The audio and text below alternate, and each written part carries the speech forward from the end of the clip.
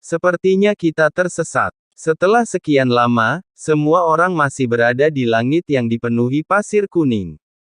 Mereka tidak keluar dari sini, dan mereka tidak menemukan bangunan yang khas. Pasir kuning masih menghalangi pandangan, dan jangkauan yang terlihat sangat terbatas. Xiao Yan sudah tidak lagi mengambil gambar sisa, karena tidak mungkin untuk memahaminya, jiwa alam Xiao Yan, dan itu bisa terungkap kapan saja.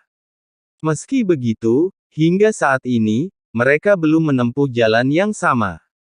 Hal ini menunjukkan bahwa tempat ini sangatlah luas. Xiao Yan juga ingat apa yang dikatakan wanita itu, dia telah mengembara selama beberapa dekade sebelum dia menemukan keanehannya. Wanita tadi mungkin benar-benar tahu jalannya, tapi wanita itu membuatku merasa sangat aneh, kata Zhonggu.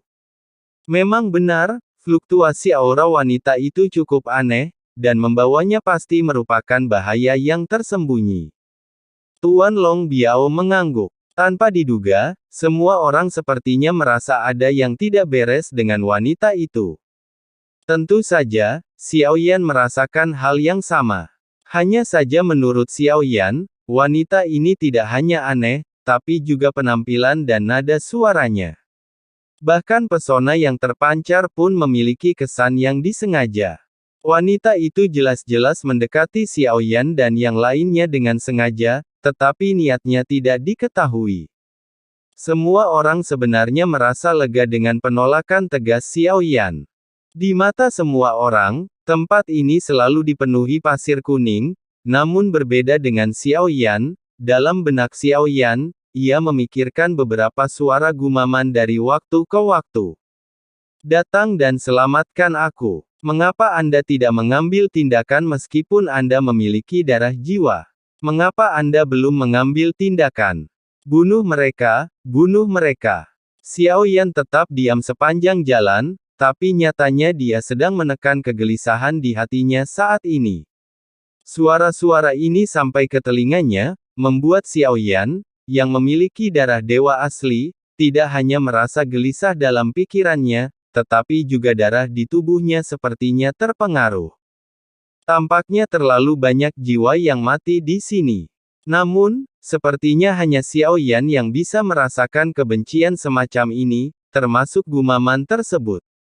Kenapa kamu? Kenapa kamu? Tunggu apalagi jika Anda belum mengambil tindakan. Suara-suara ini semakin keras, tidak ada apa-apa.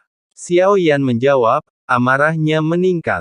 Pada saat ini, di pasir kuning di depan mereka, sosok besar tiba-tiba muncul, raksasa cincang terbentuk dari pasir kuning dan meninju ke arah Xiao Yan dan yang lainnya, lalu membombardir mereka.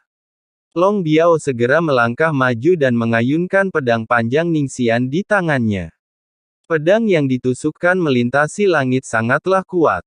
Raksasa pasir dan batu di depannya tingginya 1000 kaki, tapi saat Long Biao menebas dengan pedangnya. Tetapi ketika Long Biao menebas dengan pedangnya, raksasa itu sepertinya tidak memiliki kekuatan untuk melawan, dan langsung terbunuh oleh pedang Long Biao. Sosok besar itu langsung hancur dan berubah menjadi pasir dan batu di seluruh langit lagi. Apakah ini ilusi di lantai pertama? Long Biao mengerutkan keningnya. Selain melihat bayangan raksasa ini, dia juga merasakan rasa dingin yang kuat. Tepat ketika Long Biao bingung, ada bayangan besar lainnya, terbuat dari pasir dan batu, berubah menjadi pedang besar, dan terbentang ke arah semua orang dari kejauhan. Perasaan terkejut ini masih kuat, dan Long Biao menyerang lagi, tapi pedangnya masih sama. Pedang raksasa yang tampak menakjubkan itu sepertinya tidak memiliki kekuatan sama sekali. Dengan pedang Long Biao, mereka semua roboh. Bayangan raksasa terus bermunculan, termasuk kepala manusia dengan mulut besar, telapak tangan raksasa, dan bayangan yang terbuat dari berbagai pasir dan batu, datang dari segala arah, namun tanpa kecuali, semuanya berupa gelembung tanpa kekuatan serangan apapun. Namun, setiap serangan datang, membuat pikiran Xiao Yan bergetar. Bukan karena Xiao Yan takut pada serangannya, itu adalah garis keturunan jiwa di tubuhnya. Bising. Pada saat ini, Xiao Yan Sheng mengeluarkan raungan yang memekakkan telinga. Raungan ini menyebabkan seluruh pasir kuning yang berterbangan meledak secara tiba-tiba. Tapi saat Xiao Yan meraung, gelombang suara dengungan rendah datang dari pasir kuning. Pasir kuning yang berterbangan menutupi lebih banyak area sejauh mata memandang, dan pasir kuning di tanah tampak mendidih. Angin kencang menderu-deru. Gemuruh, bintang kecil. Long Biao berteriak, dan bayangan putih besar meraung ke arahnya di pasir kuning. Mata Long Biao menyipit. Kali ini adalah kesempatannya untuk pamer. Dia hanya berteriak keras, ingin semua orang melihat penampilannya. Dia penuh percaya diri dan segera melangkah keluar untuk melihat pria tangguh itu mengaum ke arah Bai Ying. Mata Long Biao, yang mendekat, tiba-tiba menyusut. Bayangan putih raksasa ini. Sebuah tangan kerangka berukuran ratusan kaki. Naga merah itu dikelilingi oleh angin kencang dan kekuatan yang menakutkan. Baru kemudian Long Biao menyadari bahwa ini bukanlah bayangan yang terbentuk oleh pasir kuning tadi, tapi sebuah anomali dengan kekuatan yang sangat kuat.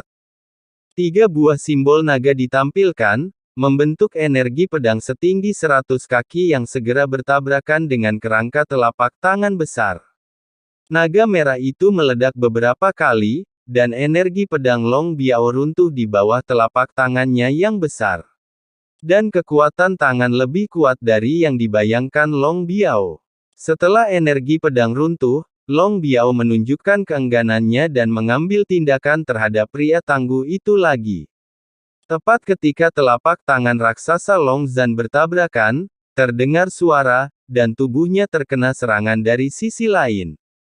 Long Biao memuntahkan seteguk darah, dan seluruh tubuhnya terlempar ke belakang, terbanting ke pasir seperti batu besar yang jatuh ke laut. Sosok Long Biao menghilang. Di pasir kuning yang menyerang Long Biao, yang muncul di depan Xiao Yan dan yang lainnya adalah raksasa tulang putih dengan ketinggian ribuan kaki. Ini adalah kerangka Yuan Shen, Xiao Yan mendesis dingin. Melihat pria bertubuh besar ini, ada 2 lampu merah berkedip di matanya yang gelap, dia mengambil langkah dan berjalan lurus menuju kerumunan. Mengangkat tangannya, suara gemuruh datang dari tengah alis tengkoraknya, dan samar-samar, dia masih bisa melihat Yuan Shen Xingyi. Kerangka Yuan Shen ini memiliki target yang jelas, sepertinya menembak ke semua orang, tapi sebenarnya ditujukan ke Xiao Yan. Mengapa Anda tidak menyelamatkan kami, bangsaku? Telapak tangan raksasa itu menyerang, tapi Xiao Yan tetap bergeming dan perlahan mengangkat telapak tangannya.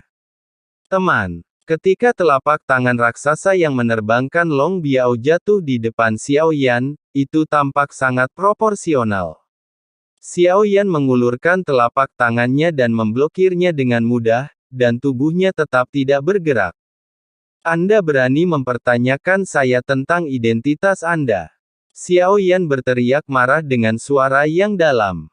Dia hanya merasa kesal dan marah di dalam hati saat ini. Sejak aku memasuki tempat ini, aku tidak bisa berhenti mendengar bisikan-bisikan itu. Nenek moyang suku saya ada di sini untuk mengambil tindakan, jadi saya akan menunggu mereka pergi.